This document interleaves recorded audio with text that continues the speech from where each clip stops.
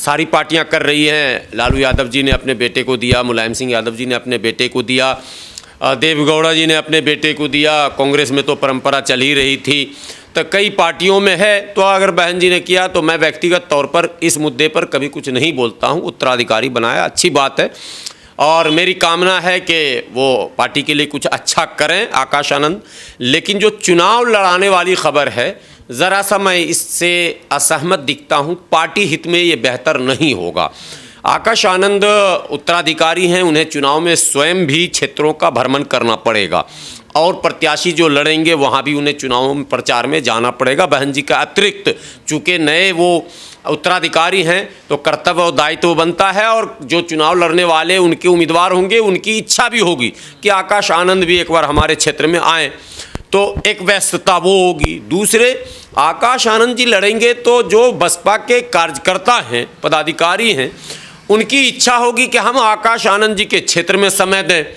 लोग, एक परंपरा है, राहुल गांधी, सोनिया गांधी जहां लड़ती हैं कांग्रेस के लोग, वहां ज़्यादा बड़ी तादाद में जाते हैं, चेहरा दिखाने का एक होड़ चलता है। तो वो चीज़ आकाश आनंद जी में भी होगा, तो उसका प्रभाव दूसरे सीटों पर पड़ेगा। जो दूसरे और प्रत्याशी होंगे उनके प्रचार के लिए कार्यकर्ता कम पड़ेंगे, उनके क्षेत्र के भी कुछ कार्यकर्ता चेहरा दिखाने के लिए वहां पहुंच जाएंगे जहां से आकाश आनंद जी चुनाव लड़ेंगे।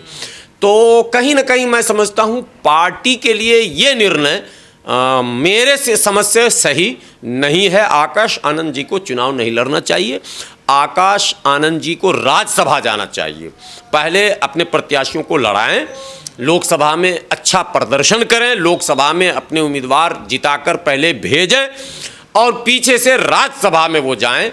पार्टी चलाने वाले अक्सर नेताओं को चुनाव लड़ने से बचना चाहिए और राज्यसभा का मार्ग अपनाना चाहिए। उच्च सदन कहा भी जाता है, वो सम्मानित सीट है। लेकिन अगर बहन जी ने निर्णय लिया है तो बहन जी पार्टी के बारे में ज़्यादा बेहतर समझती हैं, तो हो सकता है उनका निर्णय कुछ सोच, कोई दूरगामी सोच इसके पीछे हो। आरोप लगते हैं ना कि बड़े नेता चुनाव नहीं लड़ते हैं, राज्यसभा चले जाते हैं। देखिए, ये आरोप की बात नहीं है, सच्चाई है कि बड़े नेता को चुनाव लड़ना ही नहीं चाहिए, लड़वाना चाहिए। भारत में मतदाताओं का जो मतलब मिजाज है, एक परंपरा है कि वो नेतृत्व के नाम पर वोट डालता। जैसे लालू जी का दीवाना आरजेडी को डालता, नीतीश कुमार जी का दीवाना जेडीयू को डालता है, सोनिया राहुल गांधी का दीवाना कांग्रेस को डालता है, मोदी जी का दीवाना भाजपा को डालता है, बहन जी का दीवाना बसपा को डालता है, मुलायम सिंह अखिलेश यादव के दीवाने सपा को डालते हैं। तो व्यक्ति विशेष के नाम पर वोट पड़ते हैं। तो जिस व्यक्ति विशेष के नाम पर वोट पड़ते हैं, उस व्यक्ति विशेष को जनता के बीच अधिक समय बिताना चाहिए, जनता से ज़्यादा संवाद करनी चाहिए, जनता के दुख सुख को नज़दीक जाकर सुनना चाहिए, और जनता के बीच अपने उम्मीदवारों के जिताने के लिए अपीलें करनी चाहिए। तो जाहिर सी बात है कि जो नेता इतने काम को करेगा वो स्वयं चुनाव नहीं लड़ेगा। और डेमोक्रेसी में एक सेटअप है, चुनाव लड़ने से निखार आता है ना नेता में। देखिए, नहीं ऐसी कोई बात नहीं, ऐसे बहुत सारे, देखिए सपा के रणनीतिकार प्रोफेसर राम गोपाल यादव हैं। असल लोग आज नहीं जान रहे, जब नेताजी जिंदा थे ना मुलायम सिंह यादव, तब भी फैसले जो होते थे वो राम गोपाल यादव लेते थे। और आज आपको बता दूं, अखिलेश यादव के समय में भी फैसले जो भी होते हैं महत्वपूर्ण, वो अखिलेश नहीं लेते हैं, राम गोपाल यादव लेते हैं। और वो जो दूसरे चाचा हैं शिवपाल, उनको जो पार्टी से छोड़ना पड़ा वो राम गोपाल की वजह से, वो अखिलेश से नाराज नहीं थे, वो अपने भाई से ही नाराज थे कि निर्णय सारे वो अकेले लेते हैं, हमारी कोई भूमिका उसमें नहीं होती है। तो नाराज़गी वहीं से थी। अखिलेश ने तो बाद में मना लिया उस दूसरे चाचा को भी। इसी तरह से कई और दलों में आप देखेंगे फैसले लेने वाली जो बॉडी है वो अक्सर चुनाव से दूर रहती है। लेकिन बड़ी पार्टियों की बात बड़ी है, आप मोदी जी का उदाहरण देंगे या अमित शाह जी का, उनको तो 50 साल का विश्वास आएगा कार्यकर्ताओं में। नहीं, ठीक है, चुनाव लड़ते हैं तो। मैं ये नहीं कह रहा हूँ कि गलत है, मैंने अपना ओपिनियन दिया है। हो सकता है बहन जी ने बहुत कुछ सोचा हो, कई पहलुओं पर गौर किया हो, उसमें इंटरफेयर नहीं करना है। लेकिन चूँकि हमारी इच्छा रहती है कि बहुजन विचारधारा से जुड़े लोग अधिक संख्या में सदन में पहुँचें, जो संवैधानिक संकट है उससे निपटें, तो मैं आज भी चाहता हूँ कि सपा से ज़्यादा कि बसपा से जीत कर आए सदन के अंदर, वो अपनी बात रखे, ये मेरी इच्छा है। तो इसलिए मैंने अपना ओपिनियन दे दिया, इसमें इफ़ बट की बात नहीं है। बहन जी ने अपना सोच समझ कर निर्णय लिया है, वो भी सिक्के के दोनों पहलू को देखी होंगी। उनको भी लगा होगा कि आकाश आनंद की परिपक्वता के लिए ज़रूरी है कि राजनीतिक परिपक्वता तभी आएगी जब चुनाव लड़ेगा और जनता के बीच गलियों में घूमेगा।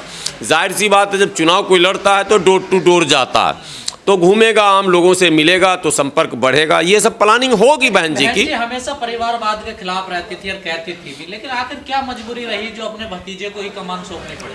कुछ तो है जिसकी पर्दादारी है। देखिए, एक तो पार्टी धन का मसला है।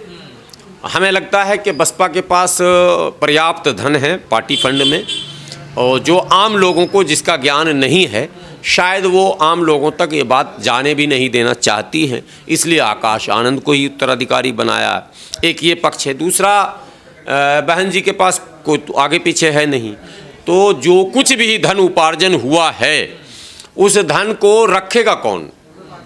तो अगर उत्तराधिकारी किसी को बना दिया जाएगा तो बहन जी का धन जो है वो पार्टी का धन माना जाएगा, और कोई दबंग अगर आ गया उत्तराधिकारी तो वो सारे धन को अपने कब्जे में कर लेगा। ये भी एक मजबूरी हो सकती है। कई और बातें होंगी। परिवारवाद के खिलाफ बोलने वाले जितने नेता हैं वो सब अब परिवारवाद की ओर बढ़ चुके हैं, और दलित और मुस्लिम या ओबीसी के राजनेताओं को देखें तो बहुत लंबी सूची है। सब अपने अपने नस्लों को आगे बढ़ा रहा है। जब ये कमान सौंपी गई, बहन जी ने कहा हमने कई लोगों पे विश्वास किया, सबसे धोखा ही मिला। ये बात भी दमदार है, लेकिन सिक्के का हमेशा दो पहलू होता है। बात भले ये दमदार है। देखिए, नसीमुद्दीन सिद्दीकी ने छोड़ दिया, आज नसीमुद्दीन सिद्दीकी कहाँ हैं पता नहीं। मतलब उनको खुद भी नहीं पता कि वो कहाँ हैं। कांग्रेस में हैं, लेकिन उनको खुद नहीं पता कि हम कहाँ हैं। बसपा में थे, एक प्रभावशाली नेता थे। अगर बहन जी से जिस तरह की ट्यूनिंग थी, अगर वही संपर्क, वही संबंध रहता, वही विश्वास रहता, तो आज नंबर 2 के लीडरों में नसीमुद्दीन सिद्दीकी का नाम होता। इस तरह के कई नेता थे। आज राजभर जहाँ हैं कल बसपा में थे, मौर्या जी जहाँ हैं कल बसपा में थे। मौर्या जी कहाँ कहाँ नहीं चले गए, और क्या इनको सम्मान मिल रहा है। ठीक है, मंत्रिमंडल में ले लेना ये सम्मान नहीं है। मंत्रिमंडल में तो वो नाव खेवने वाले हमारे जो निषाद जी हैं उनको भी ले लिया भाजपा ने। मैं गया था लखनऊ उनके कार्यालय पे, मक्खी भी नहीं थी। मक्खी मच्छर भी भनभनाता तो कुछ हरकत में लोग रहते, बिल्कुल सन्नाटा।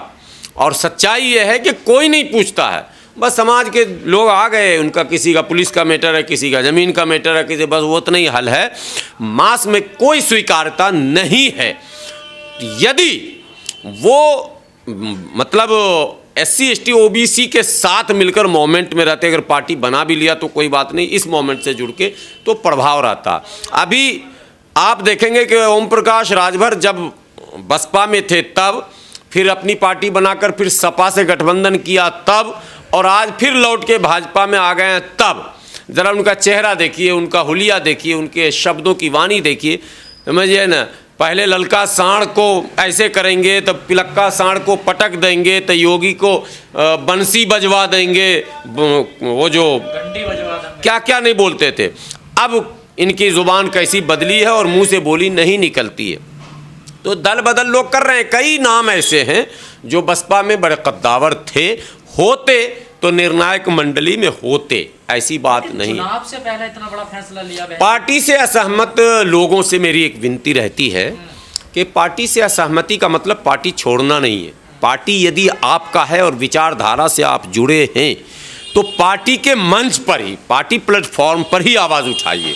अगर आपका निष्कासन होता है तो कहा जाएगा, जो दानिश अली का हुआ, दानिश अली का जो निष्कासन हुआ ही तो प्लेटफॉर्म पर कभी गए ही नहीं। लोगों ने कहा ऐसा मुसलमान को हटा दिया अपना। दानिश अली कभी बासपा बना ही नहीं, वो बासपाई बना ही नहीं जीवन में।